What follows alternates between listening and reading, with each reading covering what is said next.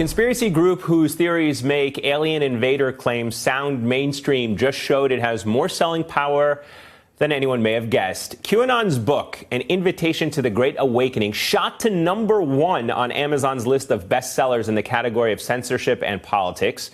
This morning, it was number 25 on the site's overall list, ahead of Andrew McCabe's new book, The Threat. The group's followers, who believe Hillary Clinton leads a satanic cabal and that President Trump is the anecdote, grabbed the spotlight when they began showing up in force at Trump rallies. NBC's Ben Collins first reported the story of QAnon's surprising book sales and how it jumped to the top of the list. He joins us live here in studio.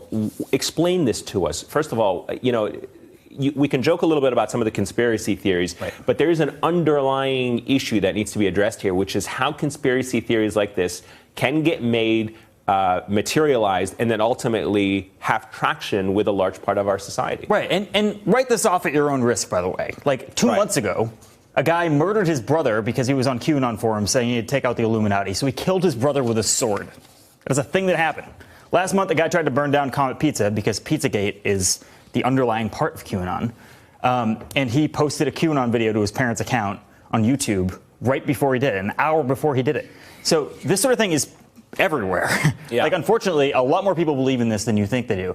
And while it is wild and insane to us that people believe that, Hillary Clinton is literally eating children, it isn't to a lot of people because the algorithms target vulnerable people, and then they get swept up into it. Okay, so let me read this to you. On one page, the book, this is from your writing. On one page, the book baselessly claims that the government created AIDS, polio, Lyme disease, some natural disasters, 2 Indiana Jones movies, and the Pixar movie Monsters, Inc.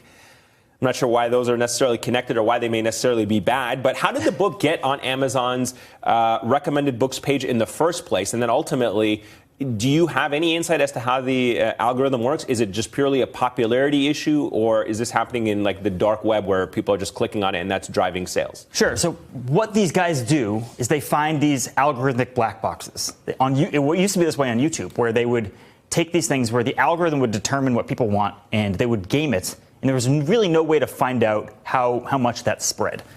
That's what's happening on Amazon right now. We don't know who's being recommended what in what carousels. And when we asked Amazon about it, they didn't respond to us. They didn't give us a comment on the record.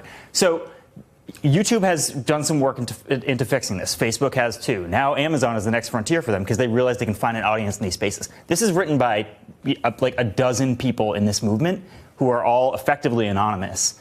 But they know how to game these systems to make it so these vulnerable people all throughout the country who are susceptible to this kind of talk, this garbage, and they feed it directly to them. So I think a lot of people may have first heard about QAnon in the context of the 2016 election. They popped up in some of President Trump's rallies. Have we learned anything more about the group, their political orientation, their identity? And more importantly, do we know who's behind this book? Who wrote it? Who's financially benefiting from all these sales? Sure. So the stated author on this is Where We Go, One We Go All. That is not a name of a person. That's like a dozen people. And what we know about them is that they all participate in this merchandise scam.